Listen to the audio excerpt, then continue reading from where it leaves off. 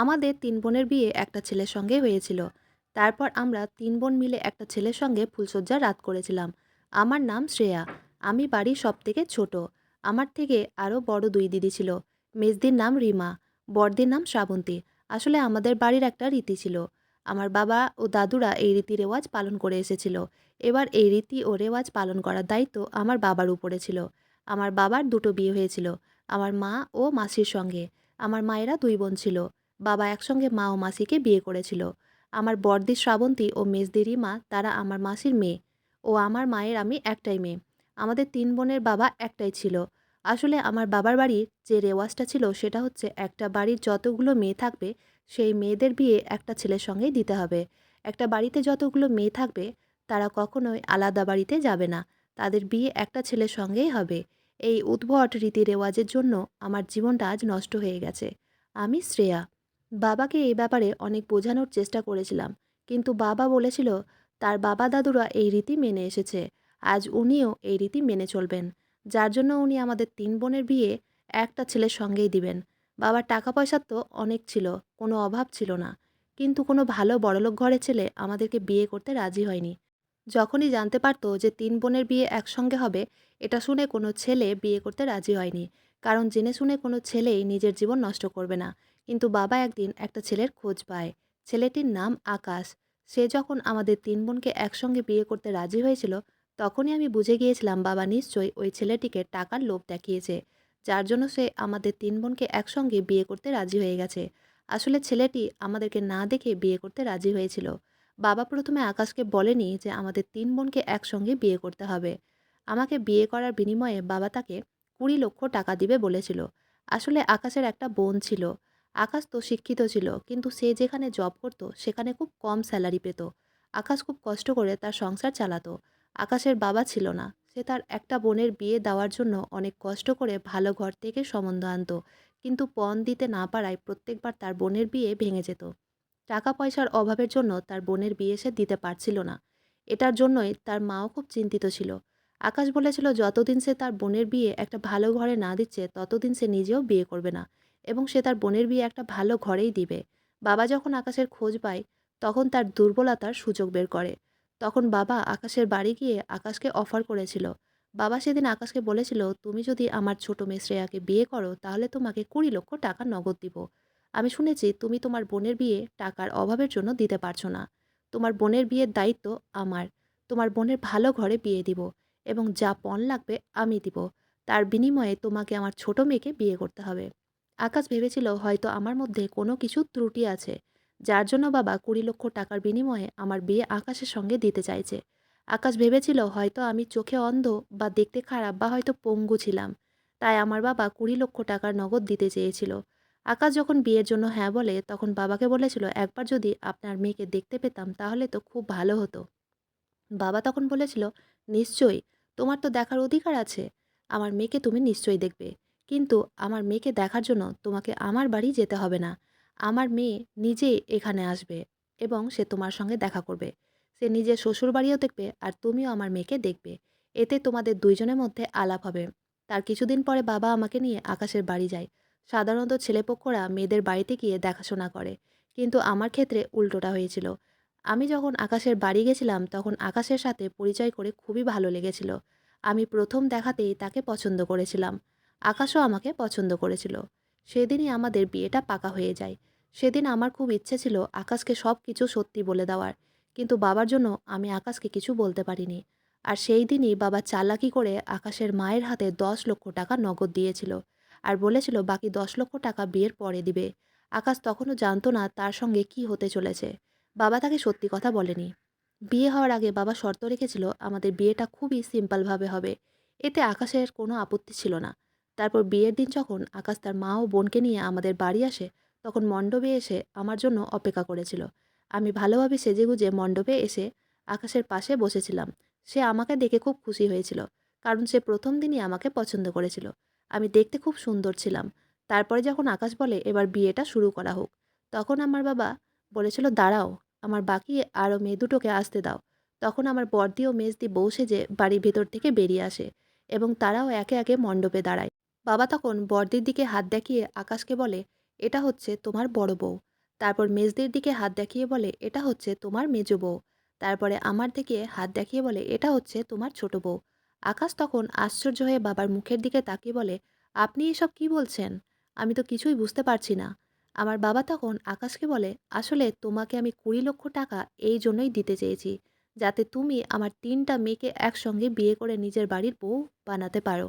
এই কথাটা শুনে তো আকাশ মণ্ডপ থেকে উঠে আসে এবং বাবাকে বলে, আপনার মাথা ঠিক আছে তো? এটা আপনি কী ধরনের কথা বলছেন? আমি একসঙ্গে আপনার 3টে মেয়েকে কেন বিয়ে করব? আপনার কি মাথা খারাপ হয়েছে? আপনি তো বলেছিলেন আপনার ছোট মেয়ে শ্রেয়ার সঙ্গে আমার বিয়ে হবে। আর কী কারণে বা আপনি আমার সঙ্গে 3টে মেয়ের বিয়ে দিতে চাইছেন? আমার বাবা আকাশকে বলে, এটা আমাদের বাড়ির রীতি। আমার বাবা দাদুরাও এই রীতি মেনে চলেছিল। আমি তাদের রীতি বজায় রেখেছি। তাই আমিও আমার 3টে মেয়ের বিয়ে একটা ছেলের সঙ্গেই দিব। আকাশ তখন বলে, আপনি এই কথাগুলো আমাকে আগে কেন বলেননি? তাই আমি এই বিয়েটা করতে পারবো না।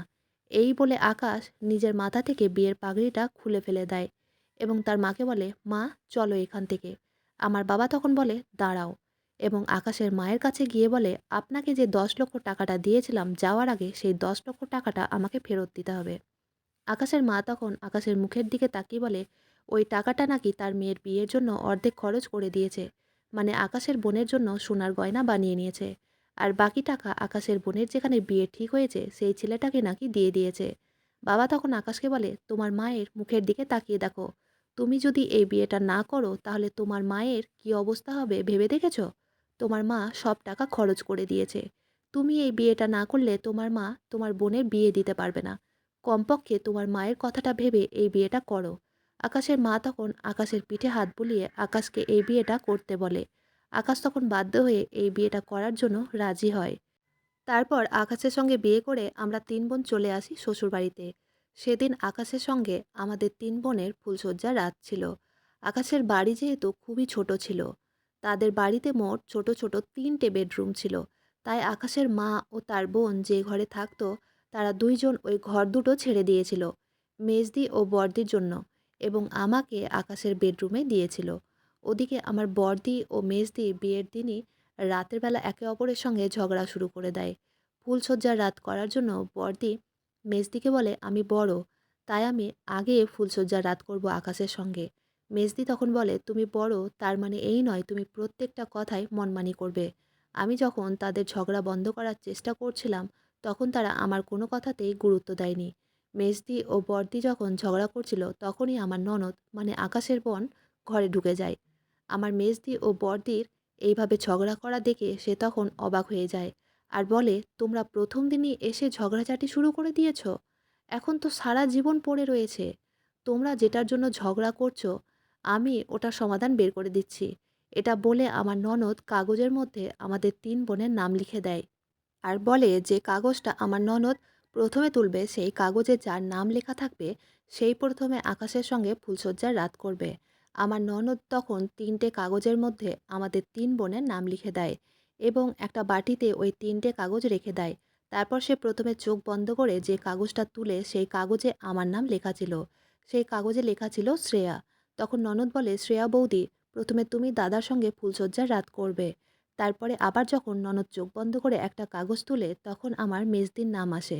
সবথেকে শেষে নাম আসে আমার বড়দির মানে শ্রাবন্তীদির। এই বিয়েতে আমি খুব একটা বেশি খুশি ছিলাম না। কারণ কোনো মেয়েই চাইবে না তার বরকে অন্য কোনো মেয়ের সঙ্গে ভাগ করে নিতে। সেটা তার বোন হলেও একটা মেয়ে কোনো দিনই মেনে নিতে পারবে না। আমার ক্ষেত্রেও ঠিক সেটাই হয়েছিল। প্রথম দিন থেকেই আমি ও আকাশ একে অপরকে পছন্দ করেছিলাম। ওদিকে বড়দির নাম সবথেকে শেষে আসায় সে অনেক বেশি রাগ করেছিল। আমার বড়দি মানে শ্রাবন্তীদি অনেক বেশি রাগী স্বভাবের ছিল। সে প্রত্যেকটা ব্যাপারেই দখল-আন্দাজি করত। তারপর প্রথম দিন রাতে আমার সঙ্গে আকাশের ফুলশয্যার রাত হয়। আমি আকাশের সঙ্গে খুব ভালো টাইম কাটিয়েছিলাম। তারপরে আকাশ অর্ধেক রাতে আমার মেজদি মানে রিমাদির কাছে চলে যায়। রিমাদির সঙ্গে সে সম্পর্ক করেছিল কিনা সেটা আমি পরে জানতে পেরেছিলাম। কিন্তু যখন সে অনেক বেশি ক্লান্ত হয়ে শ্রাবন্তীদির রুমে যায় তখন শ্রাবন্তীদি অনেক এক্সাইটেড ছিল আকাশের সঙ্গে টাইম কাটানোর জন্য। কিন্তু আকাশ ঘরে গিয়ে চুপচাপ শুয়ে পড়ে। তখন শ্রাবন্তীদি আকাশকে বলে, তুমি এরকমভাবে ঘুমিয়ে কেন গেলে? আজ আমাদের ফুলশয্যার রাত, তুমি ওঠো। আকাশ তখন বলেছিল, আমি অনেক বেশি ক্লান্ত হয়ে পড়েছি, আমাকে একদম বিরক্ত করবে না। শ্রাবন্তীদি ওই রাতে আকাশের সঙ্গে ঝগড়া শুরু করেছিল, কিন্তু আকাশ শ্রাবন্তীদির কোনো কথা শোনেনি। পরের দিন সকালবেলা উঠে শ্রাবন্তী ও রিমাদি রান্নাঘরে ব্রেকফাস্ট বানানোর জন্য যায়। তারা রান্নাঘরে গিয়েও ঝগড়াঝাটি শুরু করে দেয়। শ্রাবন্তী বলে, আজ আমার রান্নাঘরে প্রথম দিন, আকাশের পছন্দের খাবার আমি রান্না করব। রিমাদি তখন বলে, আমারও আজ রান্নাঘরে প্রথম দিন, আকাশের পছন্দের খাবার আমি রান্না করব।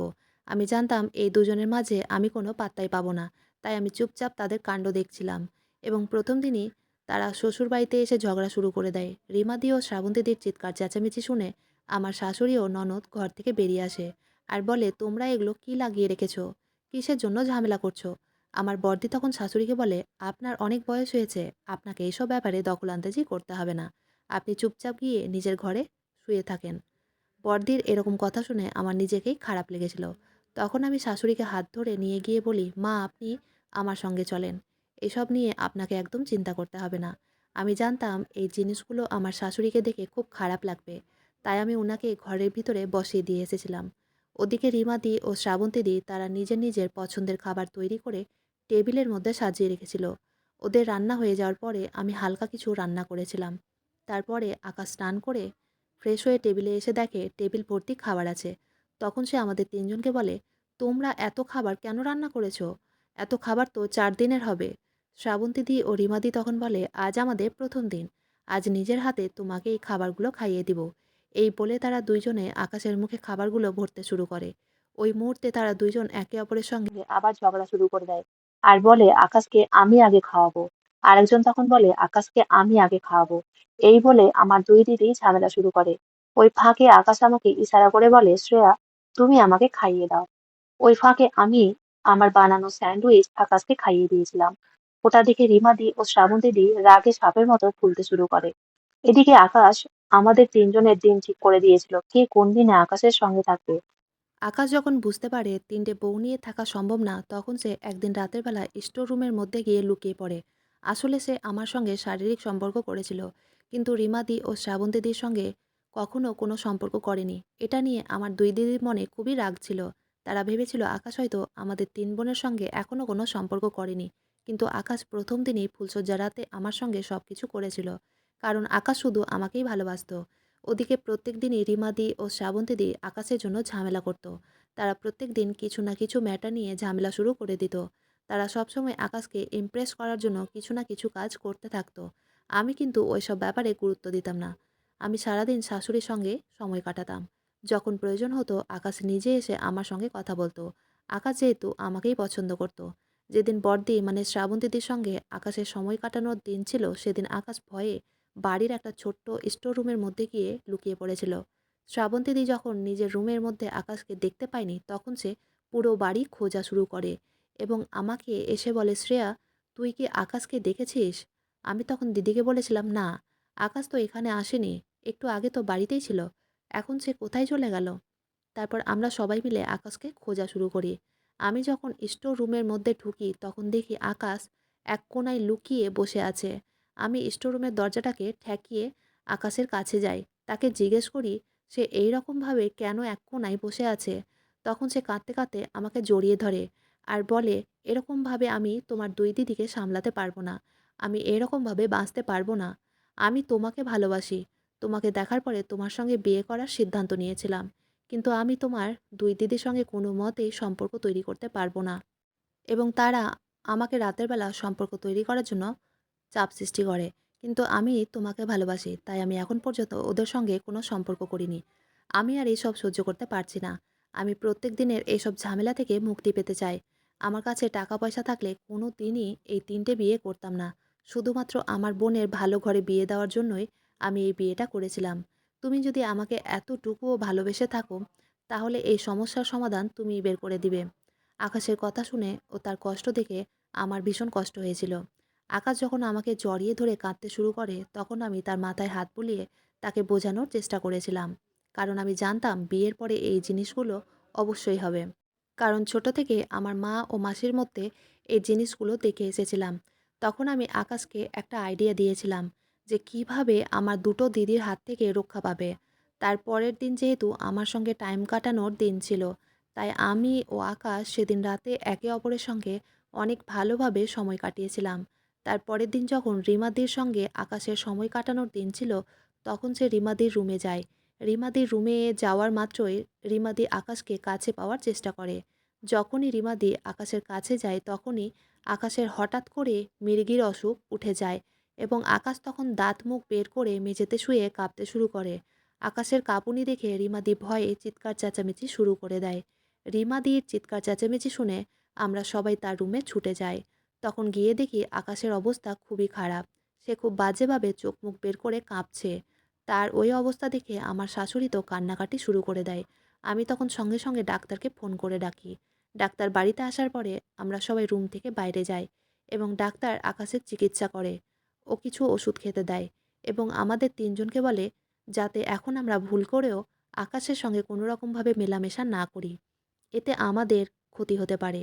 এই ঘটনাটা হওয়ার ২ দিন পরে যখন শ্রাবন্তীদির সঙ্গে সময় কাটানোর দিন আসে তখন শ্রাবন্তীদিও আকাশকে কাছে পাওয়ার চেষ্টা করেছিল। আকাশও তখন ডাক্তারের কথা ভুলে গিয়ে শ্রাবন্তীদির কাছে যায়। ঠিক ওই সময়ে আকাশের আবার মৃগীর অসুখ উঠে যায় এবং তার দাঁত মুখ ও চোখ বের হয়ে যায় এবং বিছানার মধ্যে হাত পা ছড়িয়ে কাঁপুনি শুরু হয়ে যায়। শ্রাবন্তীদি তখন আকাশের ওই রকম অবস্থা দেখে চিৎকার চেঁচামেচি শুরু করে দেয়। বাড়ির আমরা সবাই তাড়াতাড়ি ছুটে গিয়ে দেখি আকাশের খুবই খারাপ অবস্থা। আমার শাশুড়ি কাঁদতে কাঁদতে তার ছেলের পায়ের তালু ঘষতে শুরু করে আর বলে, আরে তোরা দাঁড়িয়ে আছিস কেন? তাড়াতাড়ি কেউ ডাক্তারকে ফোন কর। আমার ছেলের এই কি অবস্থা হয়ে গেল? আমি তখন শাশুড়ি মাকে বলি, ডাক্তারকে ফোন করে দিয়েছি, এক্ষুনি আসছে। ডাক্তার আসার পরে আমাদের তিন বোনকেই বকা দেয়। ও বলে, তোমাদের এর আগের দিনেই বলেছিলাম আকাশের অবস্থা এখন ঠিক নেই। তোমরা তিনজনে আকাশের সঙ্গে এখন কোনো রকমভাবে মেলামেশা করবে না। তখন শ্রাবন্তীদি ডাক্তারকে বলে, কিন্তু আমরা তো সেরকমভাবে মেলামেশা করিইনি। তারপর ডাক্তার কিছু ওষুধ দিয়ে চলে যায়। এরকমভাবে বেশ কিছুদিন চলতে থাকে। একদিন হঠাৎ করে শ্রাবন্তীদি ও রিমাদি রান্নাঘরে রান্না করছিল। আমি টেবিলে বসে কিছু তরকারি কেটে দিচ্ছিলাম। ঠিক ওই সময় আমার বমি পায়। আমি তাড়াতাড়ি বাথরুমে গিয়ে বমি করি। আমার বমি করা দেখে শ্রাবন্তীদি ও রিমাদি একে অপরের মুখের দিকে তাকায়। তারপর আমি যখন বাথরুম থেকে বেরিয়ে আসি তখন তারা আমার কাছে এসে বলে, কী ব্যাপার? তুই এরকমভাবে হঠাৎ করে বমি কেন করছিস? অন্যরকম কিছু ব্যাপার আছে নাকি? আমি তখন শ্রাবন্তী দিদিকে ও রিমাদির দিকে তাকিয়ে বলি, সকাল সকাল আমার গ্যাস হয়ে গেছে, পেট ব্যথা করছে, ওই জন্যে আমার বমি হচ্ছে। তখন শ্রাবন্তী দি বলে, যাক বাবা, তোর গ্যাস হয়েছে, আমি তো অন্য কিছুই ভেবেছিলাম। এইভাবে বেশ কিছুদিন চলতে থাকে। ওদিকে শ্রাবন্তী দি ও রিমাদি চোখে এটা স্বপ্ন নিয়ে বসেছিল যে আকাশ যখন ঠিক হবে তখন তারাও আকাশের সঙ্গে সম্পর্ক করবে। এইভাবে যখন বেশ কিছুদিন চলতে থাকে তখন একদিন শাশুড়ি মা আমাদের তিন বোনকে মন্দিরে যাওয়ার কথা বলে। সেদিন বড়দি ও মেজদি মাকে বলে, আমরা মন্দিরে যাব না, আমাদের শরীর খারাপ আছে, তাই আপনি শ্রেয়াকে নিয়ে মন্দিরে চলে যান। আমার দুই দিদি যখন মন্দিরে যেতে রাজি হয়নি তখন আমি শাশুড়ি মা ও ননদকে নিয়ে মন্দিরে যাই। সেদিন আকাশ ঘরেই ছিল। সেদিন মন্দির থেকে বাড়ি আসতে আমাদের অনেকটা দেরি হয়েছিল। মন্দির থেকে বাড়ি ফেরার পথে আমরা কিছু জিনিসও কিনেছিলাম। আমার দুই দিদি যেহেতু আমার শাশুড়ি মায়ের সঙ্গে কথায় কথায় ঝামেলা করতো, তাই আমার শাশুড়ি মা আমার দুই দিদিকে খুব একটা পছন্দ করতো না। কিন্তু আমি এই শাশুড়ি মায়ের সঙ্গে খুব ভালো ব্যবহার করতাম। আমি উনাকে নিজের মায়ের মতোই ভালোবাসতাম। তাই শাশুড়ি মাও আমাকে পছন্দ করতেন। তারপর সেদিন যখন বাড়ি আসি তখন আমার পায়ের তলা থেকে যেন মাটি সরে যায় এবং আমার প্রাণ বেরিয়ে যাওয়ার মতো অবস্থা হয়ে যায়। সেদিন বাড়ি এসে আকাশের ঘরে দরজা খুলে দেখি আকাশ মেঝেতে পড়ে আছে। তার মুখ দিয়ে ও কান দিয়ে রক্ত বেরোচ্ছে এবং ওই ঘরে বমি করে একাকার অবস্থা করে দিয়েছে। আমি তখন আকাশকে কাঁদতে কাঁদতে বুকের মধ্যে জড়িয়ে ধরি। তখন সে প্রায় আধমরা অবস্থায় পড়েছিল, তার জ্ঞান ছিল না। আমি তাকে জিজ্ঞেস করি, এটা কি করে হলো? সে তখন অনেক কষ্ট করে শ্রাবন্তী দি ও রিমা দিদির নাম বলেছিল। সে অনেক কষ্ট করে বলেছিল শ্রাবন্তী দি ও রিমা দি তাকে বিষ খাইয়ে মারার চেষ্টা করেছে। ততক্ষণ আমি অ্যাম্বুলেন্সকে ফোন করে আকাশকে হসপিটালে নিয়ে যাই। হসপিটালে নিয়ে যখন আকাশকে অ্যাডমিট করি তখন সে আমাকে ছেড়ে ওই পৃথিবী ছেড়ে চলে গেছিল। আকাশের চলে যাওয়ার পরে আমার ও শাশুড়ি মায়ের খুবই খারাপ অবস্থা হয়ে যায়। স্বপ্নেও ভাবিনি আমার দিদিরা এত বড় একটা অপরাধ করে বসবে। এই জঘন্যতম কাজটা করার পরে তারা বাবার কাছে চলে গেছিল। বাবাকে তারা আগেই সব সত্যি কথা বলেছিল। সেদিন রাতের বেলা আমি বাবার কাছে গিয়েছিলাম। সেখানে গিয়ে দেখি রিমাদি ও শ্রাবন্তীদি দুজনে বসে দাবা খেলছে। তাদের চোখে এতটুকুও লজ্জা ও দয়ামায়া ছিল না। আমি তাদের দুইজনের হাত ধরে টানতে টানতে একটা ঘরের মধ্যে নিয়ে গিয়ে দরজাটাকে লক করি এবং অনেক রেগে জিজ্ঞেস করি, তোমরা এত বড় অপরাধ কেন করলে? তোমরা আকাশের মার্ডার কেন করলে? শ্রাবন্তীদি ও রিমাদি তখন বলে, আকাশের সঙ্গে মজা তো তুই নিচ্ছিলিস। আকাশের বউ সেজে তুই ছিলিস। তোর পেটে আকাশের বাচ্চা আছে। তুই ও আকাশ তোরা ২ জন মিলে আমাদের ২ বোনকে ঠকিয়েছিলি। আকাশ বলেছিল তাকে নাকি মৃগীর অসুখ ছিল। তাই সে আমাদের সঙ্গে কোনো রকমভাবে সম্পর্ক তৈরি করেনি। তাহলে তুই কি করে প্রেগনেন্ট হয়েছিলি? আমি ও রিমা নিজের চোখে দেখেছি তুই ও আকাশ স্টোর রুমে ঢুকে একে অপরকে ভালোবাসতিস। তুই যখন আকাশকে বলেছিলিস যে তোর প্ল্যানটা কাজ করেছে, তখনই আমি ও রিমা বুঝে গেছিলাম তুই ও আকাশ মিলে আমাদের ২ বোনকে বোকা বানিয়েছিস। সেই দিনই আমি ও রিমা প্ল্যান করেছিলাম, আকাশের উপর আমাদেরও অধিকার আছে। আকাশকে যদি আমরা না পাবো তাহলে আকাশকে তোরও হতে দিব না। তাই সেদিন তোদের মন্দির যাওয়ার পরে আমি ও রিমা আকাশের খাবার জলের মধ্যে বিষ মিশিয়েছিলাম, যাতে আকাশ মরে যায়। তারপর ও যখন জলটা খেয়ে নেয় তখন আমি আর রিমা ওই বাড়ি ছেড়ে বাবার কাছে এসে সব কথা বলে দিই। রিমাদি ও শ্রাবন্তীদির কথা শুনে আমি কেঁদে কেঁদে তাদেরকে বলি, তোমরা মানুষ না, তোমরা জানোয়ার। আমি এতদিন ধরে চুপচাপ ছিলাম, তোমাদেরকে আমি কিচ্ছু বলিনি, সব সহ্য করেছিলাম। কিন্তু এবার আমি চুপ করে বসে থাকবো না। জোর করে কারো কাছ থেকে ভালোবাসা পাওয়া যায় না। আমি যখন বাবার এই রীতি ও রেওয়াজের বিরুদ্ধে ছিলাম, ঠিক সেই রকম যদি তোমরাও ২ জন মিলে আমার সঙ্গে দিতে তাহলে আজ বাবা একটা ছেলের সঙ্গে আমাদের ৩ জনের বিয়ে দিত না। আকাশ আমাকে ভালোবাসতো, তাই আমি আজ তার বাচ্চার মা হতে পেরেছি। আকাশ একটা ভালো মানুষ ছিল বলেই তোমাদের সঙ্গে কোনো রকমভাবে সম্পর্ক তৈরি করেনি। না হলে আকাশের জায়গায় অন্য কোনো চরিত্রহীন ছেলে হলে তোমাদের ২ জনের সঙ্গে অনেক আগে শারীরিক সম্পর্ক তৈরি করে নিত। আকাশকে হত্যা করার অপরাধে আমি তোমাদের ২ জনকে শাস্তি দিয়েই ছাড়ব। তখন রিমাদি ও শ্রাবন্তীদি হেসে বলে, তোর কাছে কি প্রমাণ আছে যে আমি আর রিমা মিলে আকাশকে মেরেছি? তুই আমাদের কিছু করতে পারবি না। আমার হাতে যে মোবাইলটা ছিল সেই মোবাইলে আমি সেটার ভয়েস রেকর্ডারটা অন করে রেখেছিলাম এবং সেই মোবাইলের মধ্যে রিমাদি ও শ্রাবন্তীদির সব কথা রেকর্ড হয়েছিল। আমি ওটা তাদের বলিনি যে আমার হাতে মোবাইলটা আছে, কারণ আমি জানতাম রিমাদি ও শ্রাবন্তীদি যদি জানতে পারে আমার হাতে যে মোবাইলটা আছে সেটার মধ্যে ভয়েস রেকর্ডিং অন করে রেখেছি, তাহলে তারা ২ জন মিলে আমারও ক্ষতি করে দিতে পারত। তাই আমি তাদের সঙ্গে বেশি তর্ক না করে সেখান থেকে চুপচাপ বেরিয়ে আসি। সেখান থেকে বেরিয়ে এসে আমি পুলিশের কাছে যাই। তারপর পুলিশকে গিয়ে আমি ভয়েস রেকর্ডারটা শুনিয়ে দিই ও প্রথম থেকে শেষ পর্যন্ত সব সত্যি কথা বলে দিই। তারপর পুলিশ শ্রাবন্তীদি ও রিমাদিকে থানায় নিয়ে যায়। আমার বাবার এই উদ্ভট রীতিরিবাজের জন্য আজ আমাদের ৪ জনের জীবন নষ্ট হয়ে গেছে। এই ঘটনাটা হতে আজ ৫ বছর হয়ে গেছে। আমরা আজ অন্য শহরে আছি। আকাশ ও আমার সঙ্গেই আছে। আকাশের মাও আমাদের সঙ্গেই থাকে। আমার বাবাও আমার ২ দিদির সঙ্গে আর কোনো সম্পর্ক নেই। তারা জানে যে আকাশের মৃত্যু হয়ে গেছে এবং আমি আমার শাশুড়িকে নিয়ে অন্য জায়গায় থাকি। আসলে আকাশকে যেদিন হসপিটালে নিয়ে গেছিলাম সেদিন কোনো রকমভাবে আকাশকে ডাক্তারেরা বাঁচিয়ে নিতে পেরেছিল। তখনই আমি আকাশকে সেখান থেকে অন্য জায়গায় শিফট করে দিয়েছিলাম। অন্য জায়গায় থাকার ব্যবস্থা করে দিয়েছিলাম এবং আকাশকে সেখানে ট্রান্সফার করে দিয়েছিলাম। তারপর আমি এখানকার বাকি কাজগুলো সেরে নিয়ে আকাশের কাছে চলে যাই। এই ব্যাপারে আমি ডাক্তারের সঙ্গে কথা বলেছিলাম, যাতে সবাইকে বলে দেয় আকাশ মারা গেছে। কারণ আমি জানতাম আমার দিদিরা যদি জানতে পারে আকাশ বেঁচে আছে, তাহলে আবার তারা আমাদের উপরে অত্যাচার করবে এবং আমাকে ও আকাশকে শান্তিভাবে থাকতে দিবে না। তাই আমাকে এই প্ল্যানটা করতে হয়েছিল এবং তাদেরকে উচিত শিক্ষা দেওয়ার জন্য না চাইতেও আমাকে এইসব কাজ করতে হয়েছিল। আজ আমার একটা পুত্র সন্তান আছে। আমি আকাশের সঙ্গে অনেক ভালো আছি। আমার দিদিরা জানে না আমি কোথায় আছি। আমি তাদের সঙ্গে কোনো রকমভাবে যোগাযোগ রাখিনি। এখনকার যুগেও কিছু কিছু মানুষ এমনও আছেন যারা পুরাতন যুগের রীতিরেওয়াজ মেনে চলেন, যেগুলোর ফলে আমাদের বর্তমান লাইফস্টাইলে অনেক বেশি প্রভাব পড়ে যায়। এর ফলে আমাদের অনেক সময় ক্ষতিও হয়ে যায়। তাই কিছু কিছু রীতিরেওয়াজ ভুলে গিয়ে যুগের সঙ্গে খাপ খাইয়ে আমাদের মেনে চলতে হয়। নইলে এরকমভাবে ভবিষ্যতে অনেক বিপদের সম্মুখীন হতে হয়। বন্ধুরা, আজকের গল্পটা এখানেই শেষ করছি। গল্পতে কোনো ভুল ত্রুটি থাকলে ক্ষমা করে দিবেন। গল্পটি ভালো লাগলে অবশ্যই লাইক, শেয়ার, সাবস্ক্রাইব করতে ভুলবেন না। ধন্যবাদ। আজকের মতো এতটাই।